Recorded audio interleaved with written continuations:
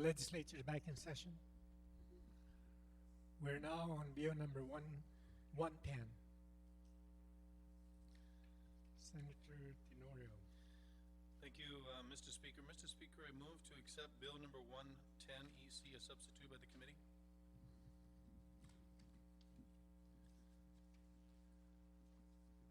Motion to accept bill number 110 as substituted by the Committee on Public Safety, Criminal Justice, and Youth. On that motion, any objection? One objection. Okay, accepted. Senator Tenorio. Mr. Speaker, I move Bill 110 EC be placed in third reading. I'd like to speak on the motion. Okay, on the motion. Mr. Speaker, Bill 110 effectively establishes a curfew on Guam. The bill has wide support from a cross-section of our community. Many of our mayors from Talafofo, Inarahan, Sinahanya, Derido. As a matter of fact, the entire mayor's council supports the curfew and the establishment of that. The community support has also been substantial, as well as the director of the Department of Youth Affairs and the sanctuary leadership, as well as attorneys, including that of the Guam Police Department, and numerous officers of the Guam Police Department, including its management.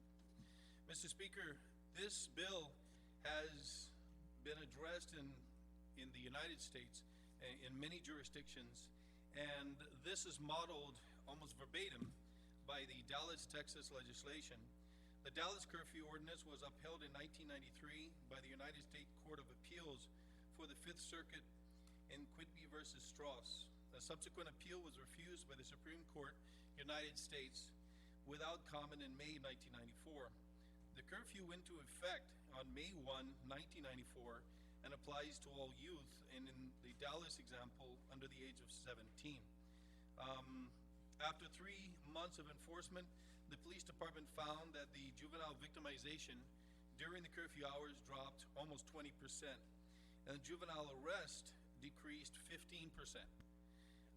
In similar places across the United States, including Phoenix, Arizona, Chicago, New Orleans, Denver, North Little Rock, Arkansas, as well as Jacksonville, Florida, and many other cities across our nation, curfews have been put into effect, which basically have a number of different components, the vast majority of which are included in this.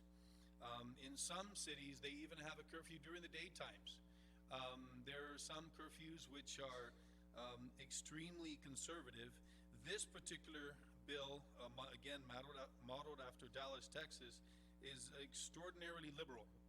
It allows for individuals, the curfew hours basically are established in the first portion of the bill, and that is basically during weekdays, it's from 10 p.m. to 6 a.m. And then on weekends, it's from midnight, effectively 12:01 a.m. till 6 a.m. the following day. It makes allowances for such things as emergency.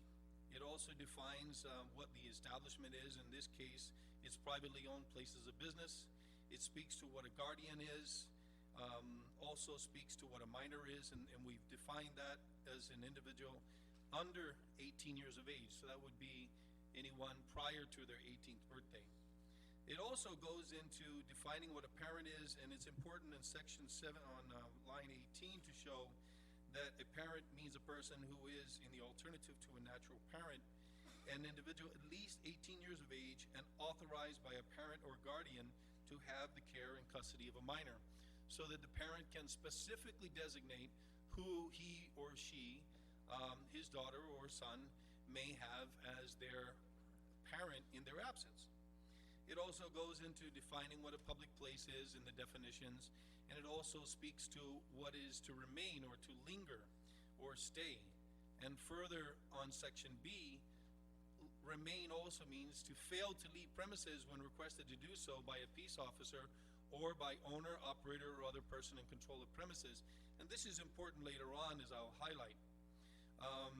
And then it goes into the offenses on line 8, section B, which speaks to a minor commits an offense if he remains in any public place or on the premises of an establishment, again, In that case, it would be a private establishment on Guam during curfew hours.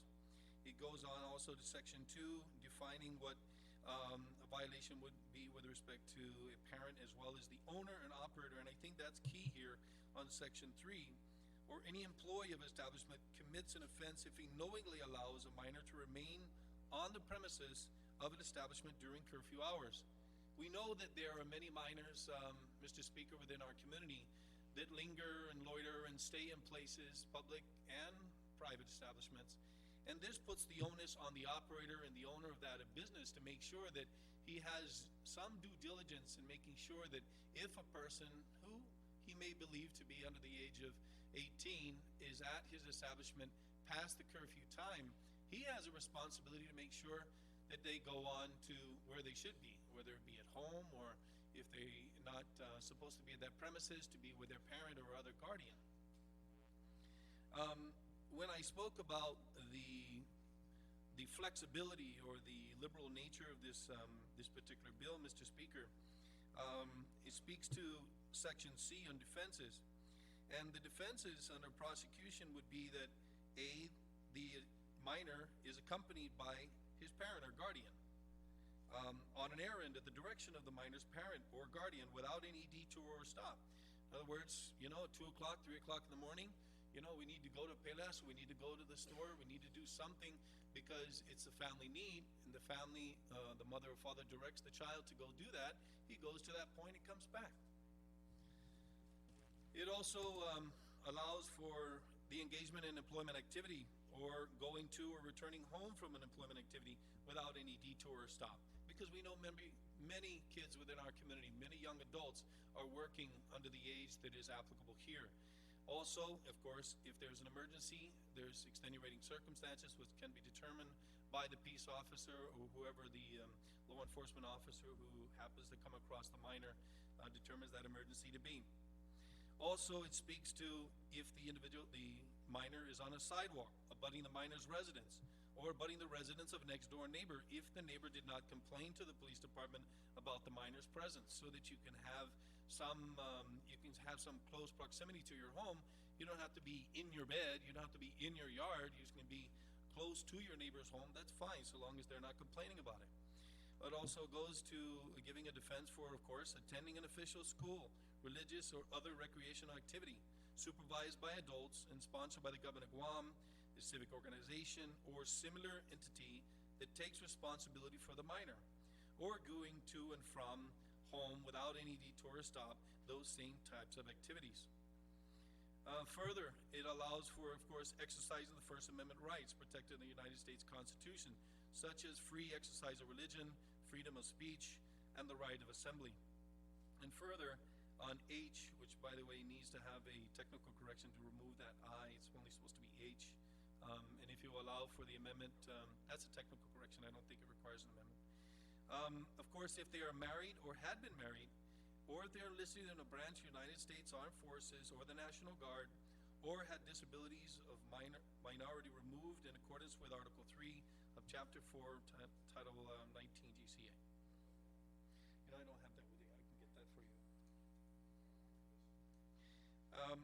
Also, Mr. Speaker, it says, it is a defense to prosecution under Section B3 that the owner, operator, and this is in the case of a private business entity, or employee of an establishment promptly notified the police department that a minor was present on the premises of the establishment during curfew hours. And that would be, again, if the employee noticed that there was a minor, wasn't supposed to be there, they knew it was past the curfew hours, it's within the law, the individual approaches the minor and then says, you're supposed to leave, and then contacts the proper authority to make sure that they investigate and see whether or not a curfew is actually being violated.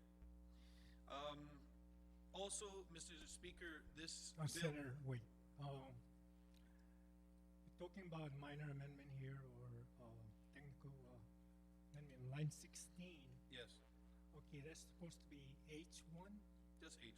And because you have on line 19, you have 2. So should that be H2 or what? I think the defenses are Number one, that the minor defense, and then number two is a defense to a owner, operator, or employee of an establishment. So H is stands alone. It's just a technical correction. So the first defense is allowed to the minors, and then the second defense is allowed to an owner, operator, or employee of an establishment, which is a private business entity. Okay, is that understood? Okay, go ahead. Okay. Is it correct? It is. Yeah. Okay, it looks rather confusing. Yeah, in terms Just to of be clear, Mr. Speaker, just to help the rest of the body, on page 3, line 17, under subsection C, it allows for defenses. Under that, you have a further subsection 1, and that, if you look at the second to the last word, is minor. So this defense is authorized for minors. In the second, or page 4, line 19, this only allows, this is to a defense to the owner, operator, or employee. So the two categories of defenses here. One is to the minor, and one is to the owner, employee, or operator of a private enterprise. Okay, I'm rather confused, but go ahead. All right. Well, why don't we clarify that real quick? Give me a 1 minute recess, Mr. Speaker. Okay. Okay, we have a brief recess.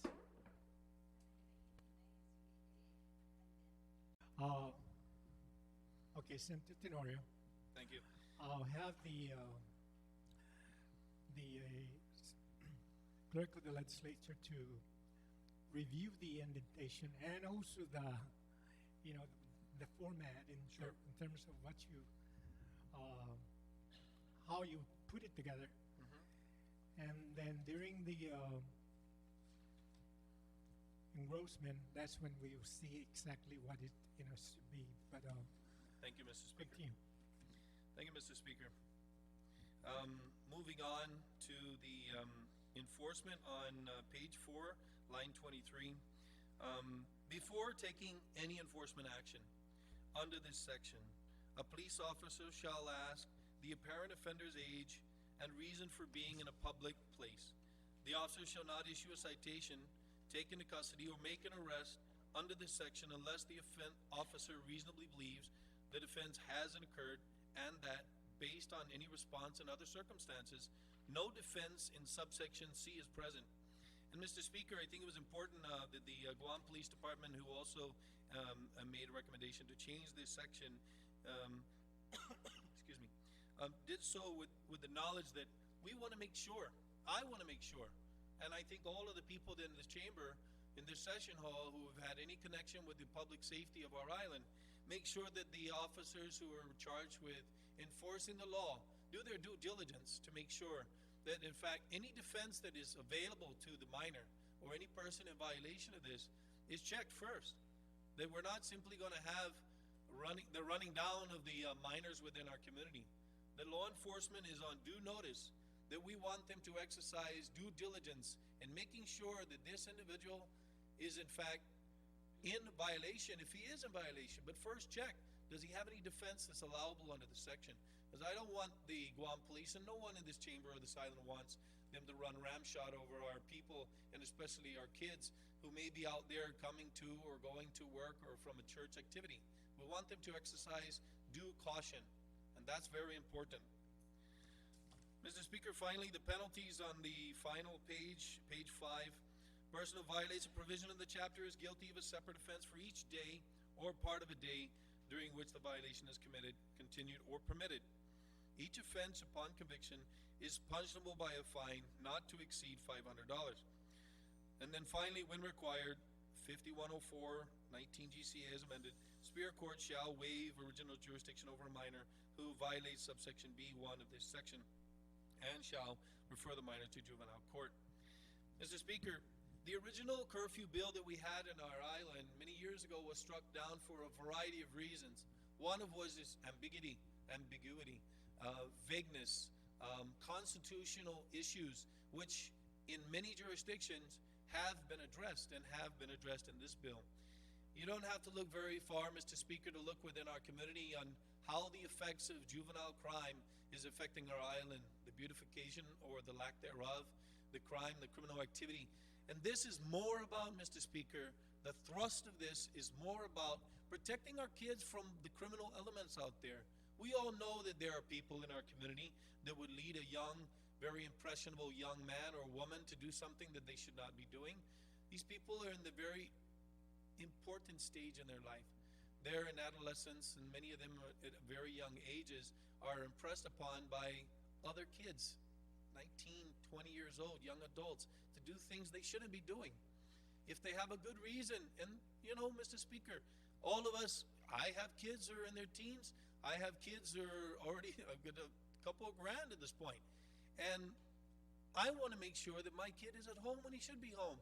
I want to make sure that the rest of our community recognizes the fact that we're trying to protect our kids from the criminal elements which we know by and large exist throughout our island. And if we can keep them out of trouble, if we can issue a citation, which is allowed for under the section, for a fine up to $500, then that will help them hopefully to stay out of trouble. And that's really what we want. We want them to be where they should be. If their mother or father allows them to go somewhere, if they send them on an errand, if they're working in the community, if they're coming from a church activity, there's no problem. But you have to have the direction of your parents, and you have to have a defense which is allowable under the statute. It's met constitutional muster, and it makes sense. We need to do something about the juvenile problem in our island, which has been a problem for many, many years, Mr. Speaker. So I ask my colleagues to look at this through the glasses of the many people within our community who perhaps would not have a record, would not have been involved in criminal activity if they had a curfew in place, and you had the ability to, in fact, have a defensible position for these people to say, hey, I'm going to or from, and I have my parents' permission to do something. All right? Thank you very much, Mr. Speaker. I appreciate the opportunity to explain the bill. Senator Palacios. Thank you, Mr. Chairman. Mr. Chairman, I rise in support of this bill, of course. After reviewing the bill, especially beginning with page 3, line 17, it really provides for a very adequate defense against prosecution on the part of the minor. For example, it provides for 8 conditions, any one of which would serve as a defense for the minor child being found out there. I would think that this bill would strengthen the parents' supervision over their children. Let's face it, some of these probably parents are maybe a little bit on the, I guess, soft side or the lenient side. But with this, now you can say, look, you gotta be back home by 10, or you gotta be back home by 12. On weekends, it's only a 6-hour curfew law. On weekdays, school days, it's only an 8-hour curfew law. And the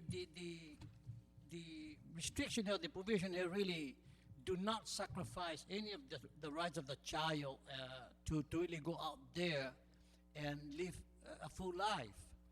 We're talking only about certain hours of the day and under certain conditions. And again, I emphasize that there are 8 conditions, any one of which would serve as a defense against a detention. And on line 19, page 4, which is actually a defense for the establishment, this provision actually places some degree of responsibility on the operator or the manager of the establishment to at least advise the minor that he should go before 10 or be on your way home. It helps to enforce safety and security for this minor child. Again, I guess the greatest benefit here that I see from law enforcement point of view is that with this law, now an officer who's seen a person that appears to be a minor can approach and actually start inquiring as to the nature of the minor's presence in such a location at such an hour. Of course, police officers can do this now. At any time, they can just inquire and so forth. But now they can go into a little bit more detail and ask for reasons and what is just the nature of the, of the minor being out there. It places an emphasis now on the officer to approach and find out. And there is the enforcement provision there that is really very tight and very strict, that before any enforcement is taken on any potential violator, that actually the officer has to make an inquiry right there on the spot and inquire directly with the parents at that moment. What is this person doing out there? I mean, is this person on an errand at your direction and so forth? So there are sufficient safeguards that would really not sacrifice the liberty of minor children that may be out there after 10 o'clock on weekdays and after midnight, between the hours of midnight and 6 o'clock on weekends.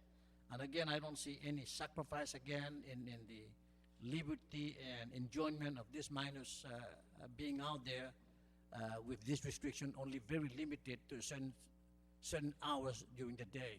And I support this bill as it is. Thank you, Mr. Chairman. Senator Respicio.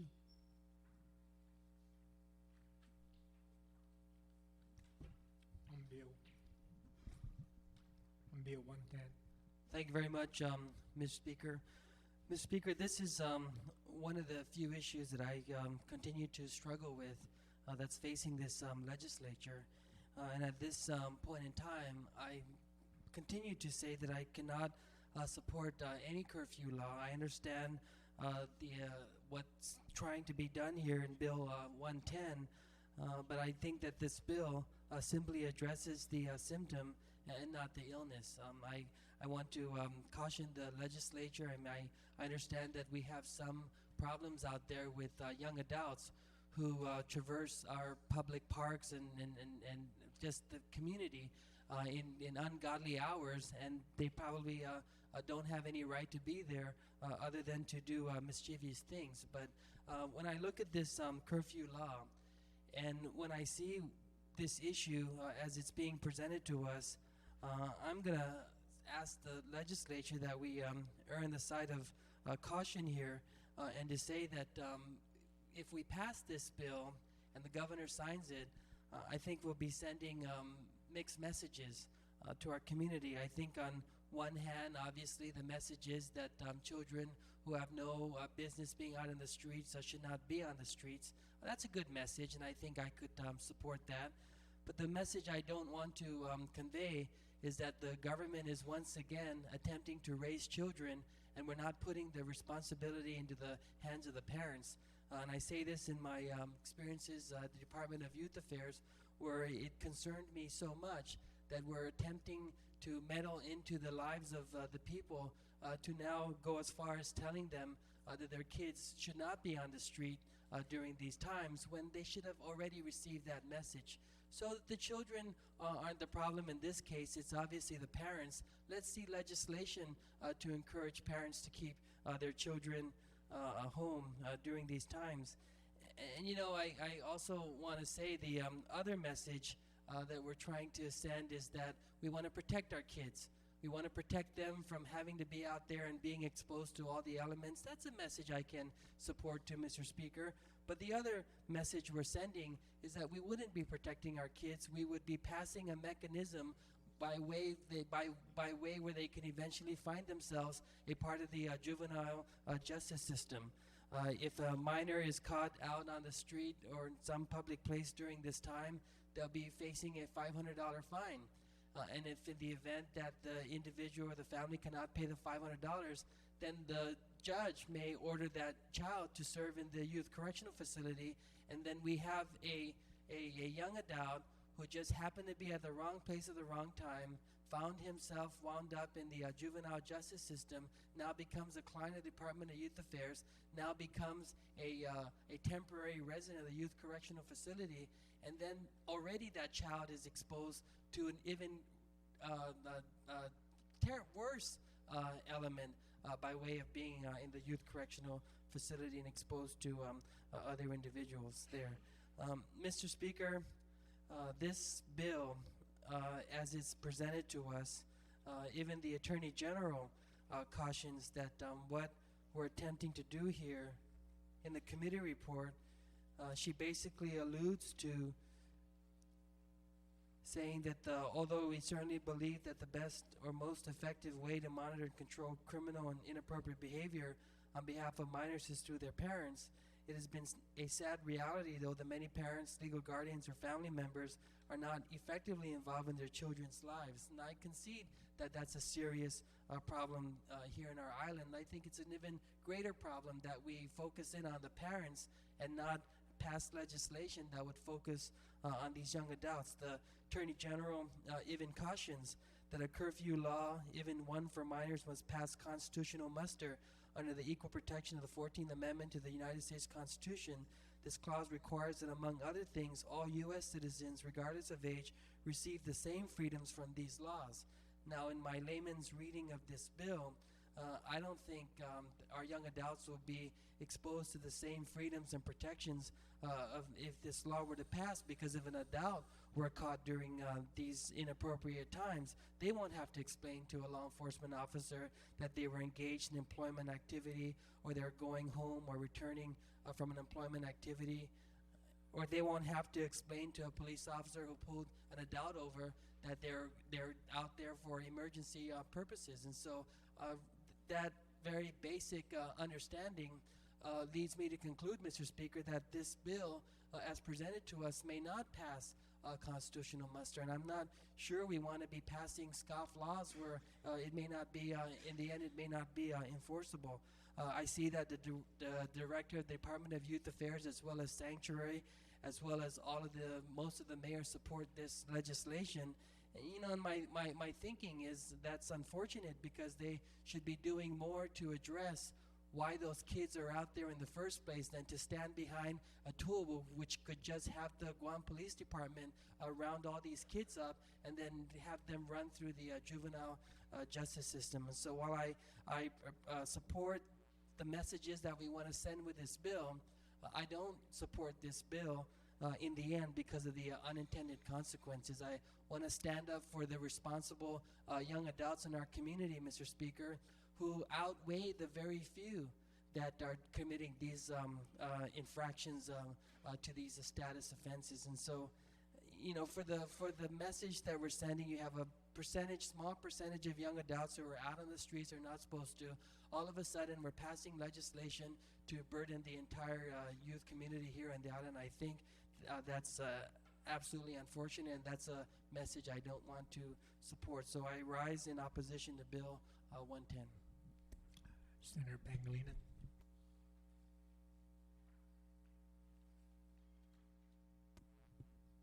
So this is what I say, Mr. Speaker.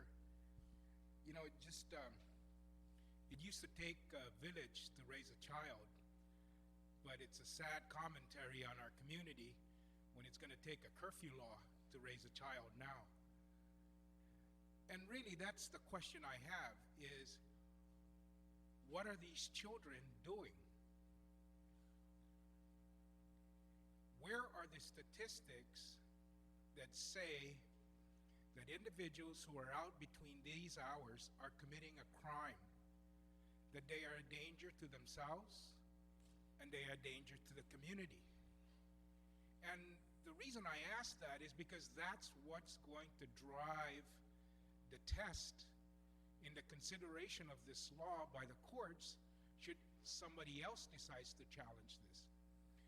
What's the rational nexus between the decision to bar young adults, older children, from having that freedom of movement during these hours? What is the rational nexus to that that drives the public policy to say you can't be out there? Do we have, they say that there is an extra presence in the parks. Mr. Speaker, we're locking up the parks at 6 o'clock. If the children are in the park at 10 o'clock or 12 o'clock at night, they're trespassing. Lock them up, take them home, call their parents, because the parks are locked. If we say they're hanging around bus stops, well, they can't smoke or drink at the bus stop anymore. You see them there? Lock them up, send them home, call their parents. What are these children doing? Are they committing the crime? And we can't catch them? So we just tell them, stay home? Are we catching these children committing crimes out there? Are they destroying the community, or do we think they are? Or is it when we catch one or two of them, we find out they're 19, they're 20, they're 22? It used to be thought, Mr. Speaker, that all the graffiti in Los Angeles and New York were the result of juvenile delinquents. And then it became art. We found out they're all 19, 20, 28, 30-year-olds out there painting the trains, painting the side of the buildings. They weren't juvenile delinquents. Once again, I say, what is the reason why we want to do this? If it is that we have the statistics that every time we catch somebody destroying property or breaking the law, that they are a juvenile, that they are under 18. And so, and we don't, if they are, then there's a current law that addresses that. But if it's just because these individuals are out there, then this is not the solution. This, to me, says almost, very close to coming to saying it is a crime to be under 18 between 10 and 6 o'clock in the morning on weekdays. It's a crime. Or we're going to catch you, and it will be a crime. What is the crime? What is the harm? Is it to protect our children? Do we really think that this is the solution to protecting our children? It may be one of the ways. But even those individuals that deal with youth at risk in the testimony on this give us food for thought. You know, Mr. Speaker, when we have sometimes 2 officers, 1 police car for Dedido and Jigo at night, you think this is going to save our children? When we have 5 robberies, 3 stabbings, 4 game room burglaries, 10 assaults, and we have 2 officers and 1 police car. You think this is going to protect our children? What are we trying to do, and what's the message? And I understand the attempt here because it makes me feel good. If this results in protecting, it makes me feel good. But does it accomplish what we want? How many juvenile officers do we have? The population of Guam is like 60% young. How many juvenile officers do we have? And we're going to say, oh, well, then this expands the juvenile section to every police officer, because now every police officer will have jurisdiction over they do now, over the persons. They do now. They have jurisdiction. If we catch these young children, young adults, committing a crime, we don't need this law to say you can't be out there. If we think that if they just stay home, they're not going to commit a crime, well, maybe. If we're trying to assist the parents so that the parents who can't control their kids are now going to be able to control the kids by saying, the law says you cannot go out, boy. Okay, Dad, sorry, I didn't know there was a law. I'll stay home, won't sneak out the window. Is that going to do it? Is it deterrent? Then what is the statistics on the deterrent? What is the statistics, again, with juveniles committing these crimes, and that if we only had a law, we'd reduce that crime rate? I don't know what those are. But it's kind of like giving a scarlet letter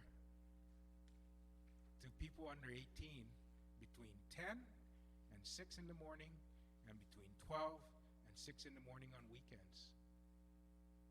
It may help. I'm really not sure on what my final decision is on this bill, but I understand the feeling of the need to do something.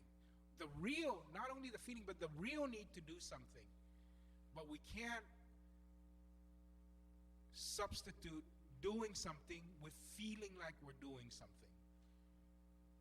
And as the Attorney General says, you have to have the rationale, you have to have the legislative record, you have to have the statistics to ensure that it's going to be upheld.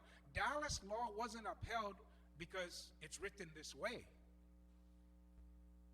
Dallas law was upheld because there was a nexus between the drafting of the bill and the record to establish the need for that. Do we have a record here to establish the need for this? We better make sure we do. Otherwise, we're just going to be back to where we started from. And I hope that we do, because it's just not that bad. It isn't that bad, but it isn't that good either. And, you know, when you expect more from children, they give you more. When you expect less, they'll give you less. This bill, I think, says that we can't trust our children. We can't trust our parents. And it's almost self-fulfilling prophecy that they will behave in a manner that we won't be able to trust them. And that's not what we want to accomplish here. We want the entire village to raise that child, not a curfew law. Thank you. Senator Godrich. Just one amendment, Mr. Speaker, Okay, if you don't mind. Senator Pangilinan then. Yes, on page 4, under F, I just wanted to add after the word attending, attending or traveling to or returning home from. And it will be consistent with the same under employment activity, going or returning home from employment activity. Page So, 4, okay. Line 7. Line 7 on F. Okay. After the word attending, add or traveling to or returning home from. Without detour. From an official school function, religious, and so forth. Yeah.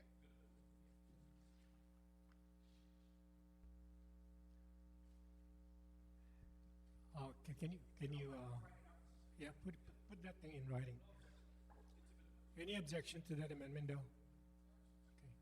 One objection, so ordered. Senator Guthrie, on the bill as amended. Thank you, Mr. Chairman. You know, the discussion on the bill has been very enlightening in many ways, and I do appreciate all the different perspectives. But I want to share with you an experience that I had as a ninth grader at the Academy of Our Lady. Yes, as a ninth grader at the Academy of Our Lady. Some of my classmates, many of whom you folks would know if I gave you their names, and I, went to a birthday party at the Agania Heights school, elementary school at the time. And we were all excited about the birthday party, and the Blue Notes, by the way, Senator Barnes, were playing. Your dad provided the music with the band. And the party ended about 11 o'clock, and we all got into one of the cars of one of the students that was a senior student.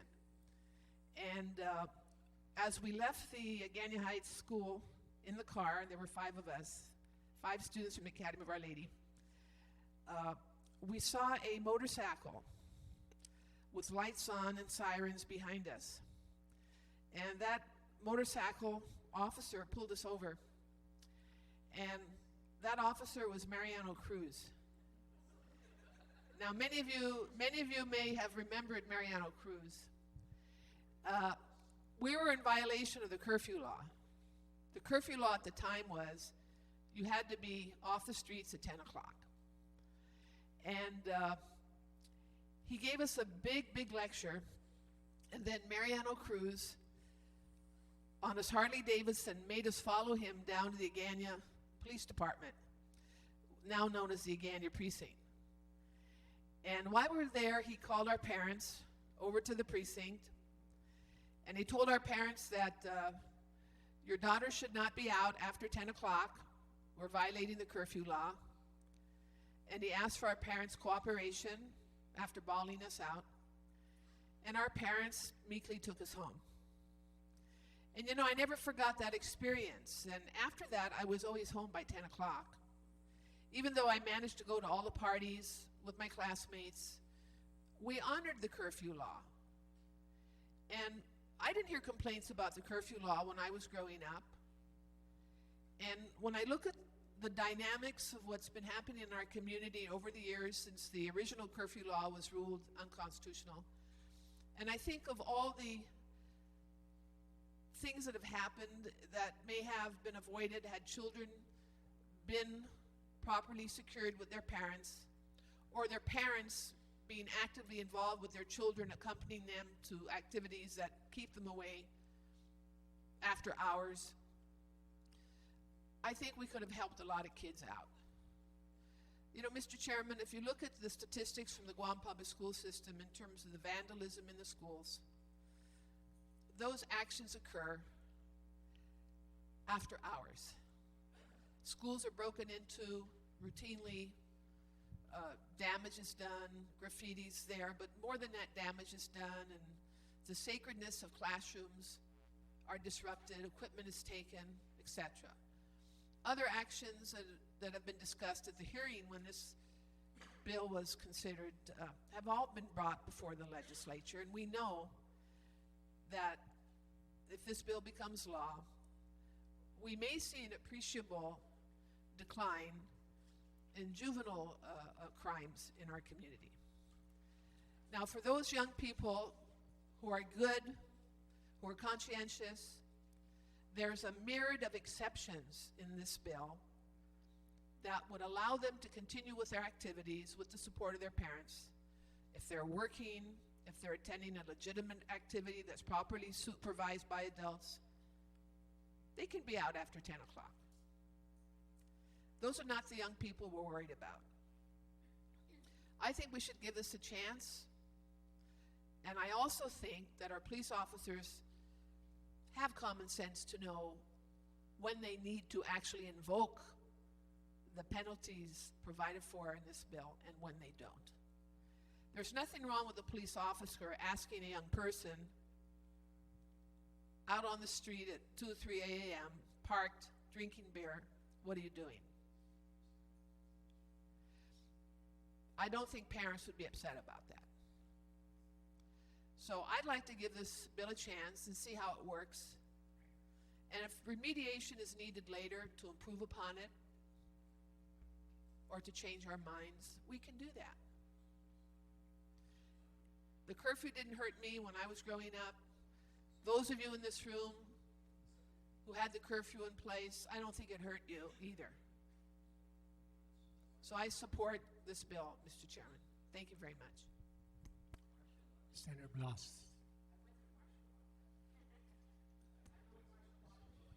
Thank you, Mr. Chair. Mr. Chair, before I get into my litany, I stand in support of this bill. But one of the questions that I like to ask everybody that's listening is, what is the rational reason for a 13-year-old to be out about at 3 a.m.?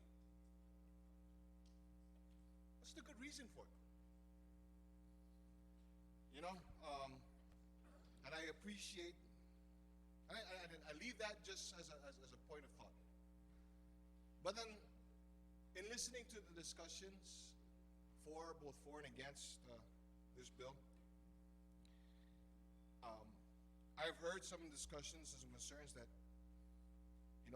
we don't want to, and I as well too, don't want to meddle into the responsibility of parents in raising their children. But at the same token, I don't see this bill, if this was to become law, as something that will meddle into that responsibility. As a matter of fact, I see it as a tool. This is a tool that can help the parents in their responsibility. I've also heard there were some concerns with regards to, well, what are the statistics?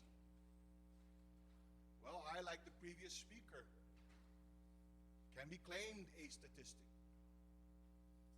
I, like the previous speaker, was raised in the era of curfew. I, like the previous speaker, respected that there was a curfew. Did it help me to change, to keep me in the right path? I'm sure. Did it help me in as far as learning how to be a responsible person? Sure. And so, Mr. Speaker, I don't see this as a tool to meddle into parenting. I don't see this as a way to punish our children for being children. I see it as a way of making sure that our children continue to learn and continue to have productive lives. And if you want a statistic, right now as we speak, there's a 16-year-old boy that goes around to the different schools and the different civic organizations that speaks of an incident that happened when he was 14 years of age. Sometime after 12 midnight, got drunk with his friends, somehow managed to get behind the wheel of a car, got into an accident, and killed his 14-year-old friend.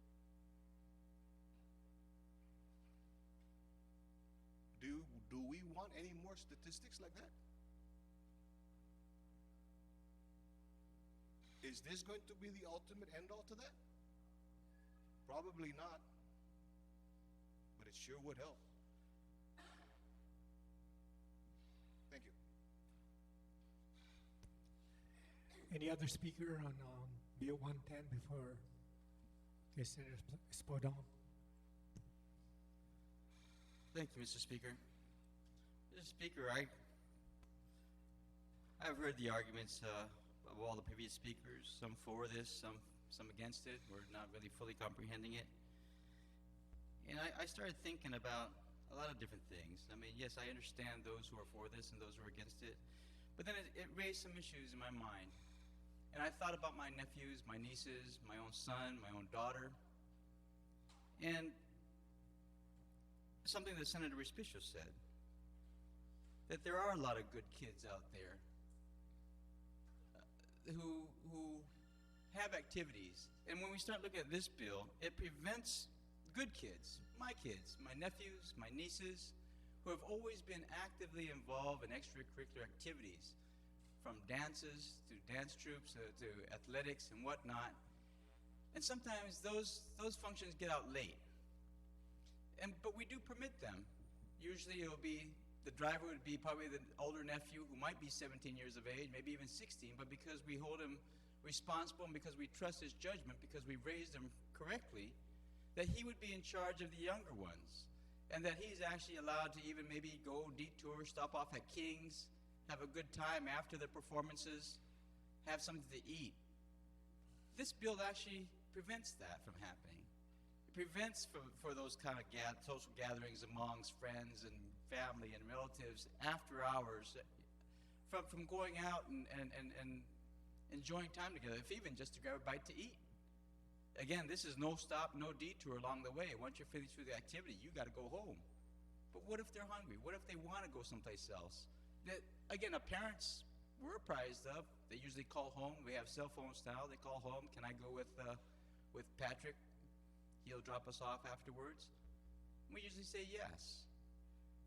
And again, I have mixed emotions because I understand the purpose and the intent of this bill. But at the same time, the question does become, what are the unintended consequences on this? So at that point, again, I just wanted to bring that up because there are a lot of good kids on this island. There are a lot of very responsible parents who are very concerned about their children. But this would almost prevent them or disallow them from going out after their activities, their stated activities, to go out and enjoy a good meal at King's, at Burger King, wherever it may be, because they would then be in violation of the law. They would then be subject to the penalties. And I'm not really sure that's right. I'm not really decided on this law yet, but those are some of the sentiments and some of the thoughts that came across my mind. Thank you, Mr. Speaker. Any other speaker before I recognize Senator Tenorio? Senator Tenorio? Wait, okay, Senator Wampat. Speak on the bill?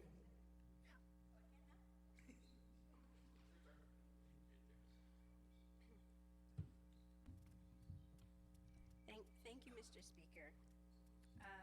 Mr. Speaker, before I basically say whether I'm for or against the bill, I'd just like to share some of the things with our colleagues. I know that all the time when we talk about children in particular, any kind of problem basically that we have in society, we always like to say is that we really should, attack the symptom and not necessarily the problem. And and I agree wholeheartedly with that statement. And a lot of it, especially when we're dealing with society, is that we think that then it's more of an attitude note type of a problem, and it's so mammoth and almost impossible to solve. So therefore, sometimes the best thing is to actually work with a problem. However, what I see that could actually happen, in particular, when we talk about a curfew, of course, when you think of it, you think mostly something that's negative. But anything that we do, basically, can be turned around to try to make it positive. And the reason why I say this is because I grew up, yes, with that curfew law as well. And to be honest with you, I didn't really know that it was actually declared unconstitutional until, I was actually involved in politics and more intimate with laws. And when we set, some standards for our children, we always expect something better. We always expect them to rise, to that level. And and some of the things that I remembered I did even as a school principal in my school, although some may think that, there are some rules that they themselves wouldn't even enforce in their own schools. But, and I'll give you an example, is that some of the principals would say to me, how could you even think of painting all your school walls white when it's an invitation for them to go and graffiti. But what I did is that although I have it white, I told my children is that, 12 inches or 16 inches away from the wall, no one's allowed then basically to put a foot on the wall or a hand on the wall, much less, a marker on the wall. And we expected them, and we expected that the walls would remain clean and free of graffiti. And I'll be honest with you, this is the truth. I don't have the statistics, of course, in which some of our colleagues would like to have to justify why such a law would be necessary. But I can honestly tell you, in my experience as a school principal, all of the graffiti, all of the break-ins, and the damage to our school facility were done by minors. The unfortunate thing, of course, is that it will be the high school kids who will bring in the middle schoolers or the elementary children to use, basically because they're smaller, that when they break a window would have them go in and then unlock the room, then they go and start to destroy a classroom or a series of classrooms. So what I realize that, when we say that this might end up being more negative and we're hurting even the really good kids, well, I'll tell you, I'm a proud parent, of course, of 3. And even though the curfew law didn't exist, the curfew law existed with my children, because I expected them that when they're of school age, you're right, no one's out of the house at 10 o'clock, especially during school nights. And yes, on weekends, I would be a little bit more lenient, and I would extend it maybe, an additional half hour. Until high school, it was midnight. And everything else, when they have practice, or they have rehearsals, or they have a game or performance, whatever it is, I'm there. I transport them, and I'm there with them.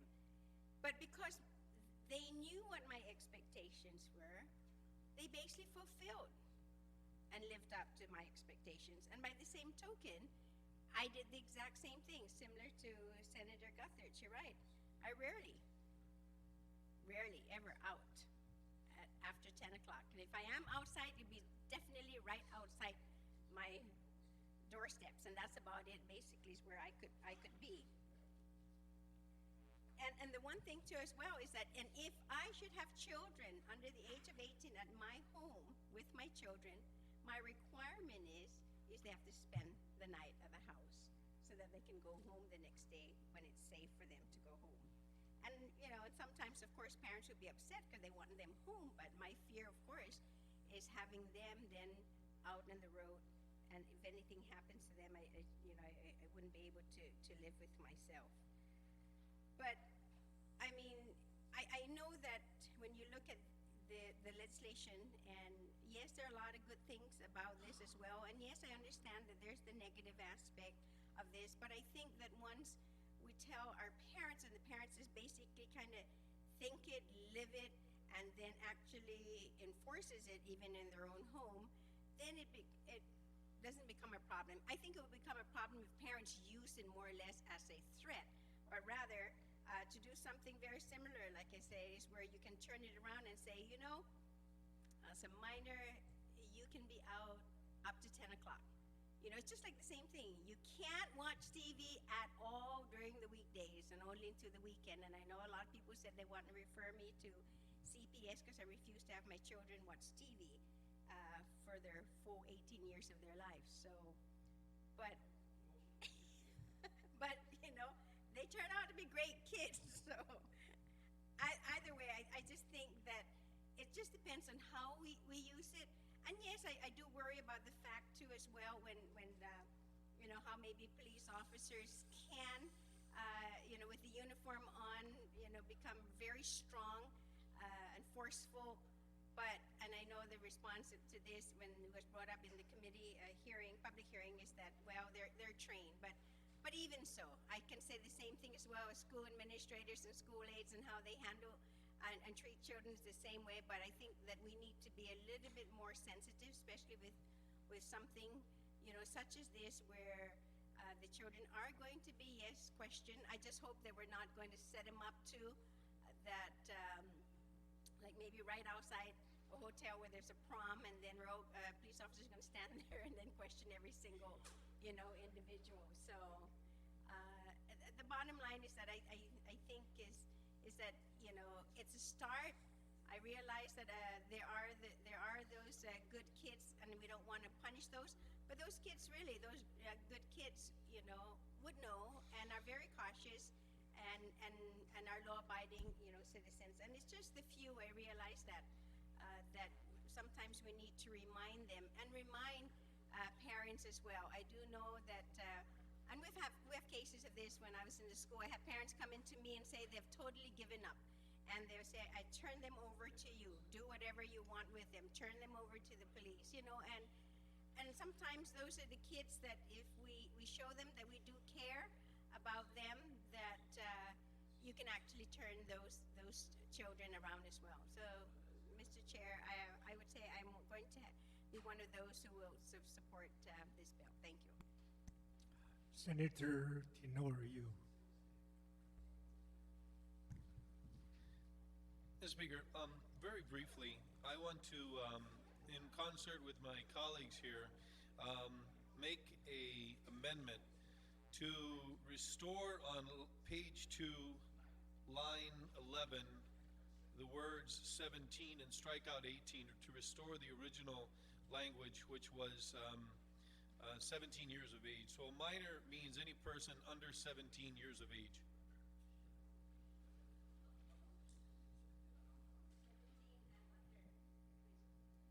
Yeah, so that would be any person under 17 years of age. Right now it says any person under 18 years of age. So right now a minor would be anyone 17, 16, all the way down. So what we're going to say is now a minor is any person 16, 15, and on down. So my colleagues are convinced me that So you want to restore the 17 restore 17. and delete 18. Correct. Any objection to that?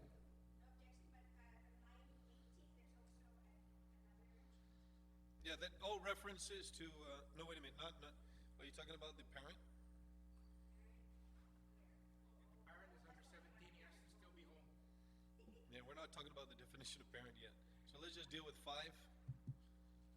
which is changing person to any person under 17.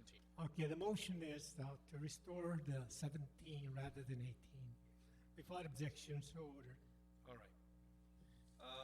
I think that's all that really needs to be changed, and I want to really appreciate the contents of the previous speakers, and the sentiments that they've expressed, Mr. Speaker. I just want to say a few things with respect to what we have here. You know, one of my colleagues who also was connected to the police department talked about her experiences. Let me tell you a little bit about mine, Mr. Speaker. My dad was a cop, and he was tough. He made sure I was home. But you know, there was this lingering fear that I had, even though he was strict. My mom was strict. Heck, all of my family, you want to talk about a village raising a kid? I was raised by all of my family in all the villages. I used to go around, and they said, "You're Romy's son." I said, "Yeah." Watch it out, because I know your parents, and you know, if you do something, I'm going to make sure that you know, I'm going to spank you first, and then I'm going to take you to your parents, and I guarantee you I would get spanked by them. That's the way it was. You know, so I knew, like my colleague Senator Blas, who graduated in the 23rd cycle, when he talked about his curfew was when the streetlights went on, you better be home. I knew that. You better believe I was at home. And there were streetlights then. But you know, Mr. Speaker, this is not a panacea to our juvenile problems. And this is not a way for the government to raise your child. There are so many defenses in here. I was telling one of my colleagues, it's practically not a curfew. So long as your parents say it's okay. There's so many defenses in here, you can do pretty much anything. And the police department is required to check if any of those defenses apply. This is the most liberal curfew law probably across the nation. And I wanted to do it in that way so that I could get as much support from my colleagues, because I knew that it would be a difficult thing. And I realized that this is a difficult step for some of my colleagues. But I asked them to reconsider because the way that we protect our children is to establish policy. And I understand my colleagues with respect to the nexus and the stats, but you don't have to look far, Mr. Speaker. The juvenile section has basically spoken about the number of crimes and the times that they're committed, and the persons who are perpetrating those are in fact those same juveniles that he is charged with protecting. Mr. Tenorio, since you still have the floor, can you clarify on the last page, page 5, Yeah. under penalties, 5 is punishable by fine not to exceed $500. Can you expound on that as to who will pay the $500? Is it the minor or the adult? Depends on who is the person who violates it, Mr. Speaker. There are 3 different categories of violations. So it depends on who actually violates it. Of course, if the individual, like a child, let's say a person 15 years of age, is given a citation for driving a vehicle without a driver license, he's given a citation. Same thing as the same vehicle for this. A citation will be issued, he will be brought to the judiciary, and then he will be made to answer for the violation of the curfew. That's the mechanism here. In the alternative, it's a condition, let's say that the juvenile is violating a crime, and that crime is something beyond the curfew. He's taken into custody, he's charged with theft, stolen vehicle, and other things. This will be an additional charge for which the judge can levy a fine up to $500. But to the parents or to the Say again? to the minor? The violation is the violation, Mr. Speaker. So the issue here is that if the individual, whether it be 15 or 50 years old, is in violation of the curfew, if the establishment owner doesn't take his responsibility clearly in making sure that the juvenile leaves his premises if he's within the curfew time, then he can be issued that citation. So he is required to pay. If the juvenile is in violation of the curfew, then he can be required to pay. Now, obviously, the judges, in their wisdom, can ultimately determine that the fees can be gained however they're gained. And I would assume that if a parent, of course, is peering with his or her son or daughter, who this penalty is applied to, will ultimately bear that burden of paying that $500 fee. And remember, it is up to $500. It's not a set amount.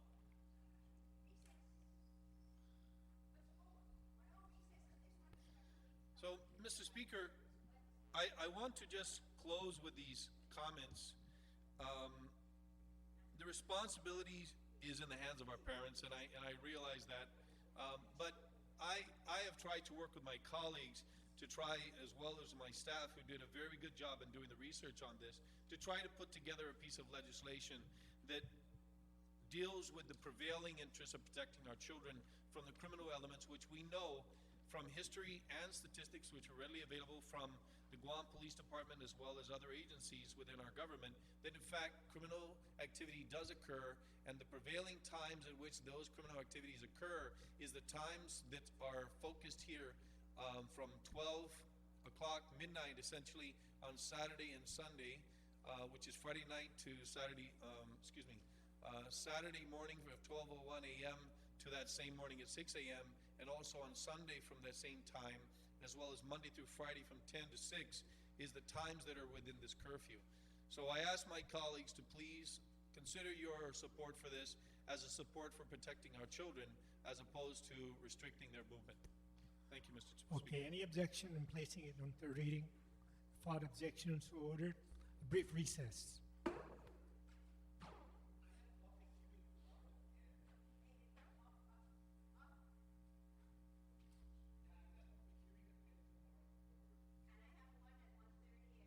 Okay.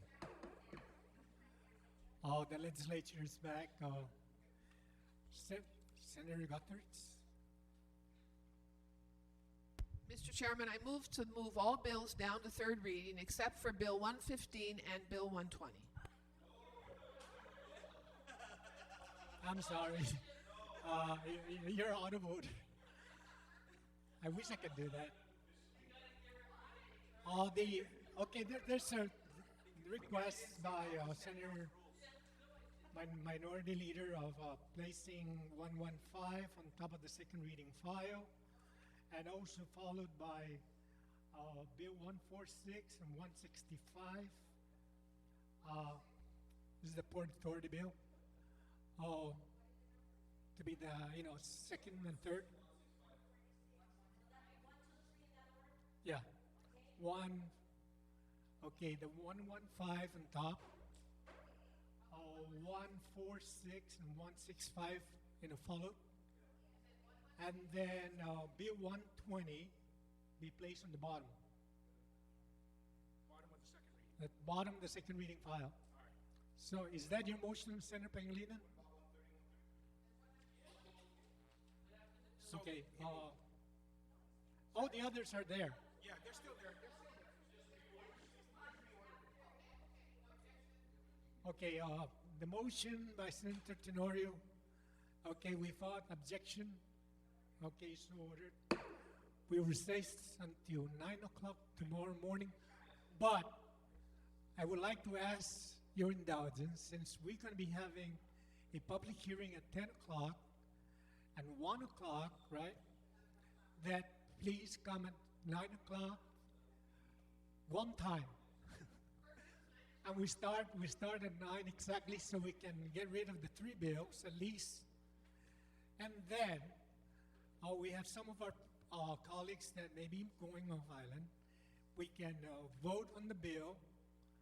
Later on, maybe around 4 o'clock, we'll have all the bills in gross. Only three bills, Mr. Speaker? No. Whatever. Okay.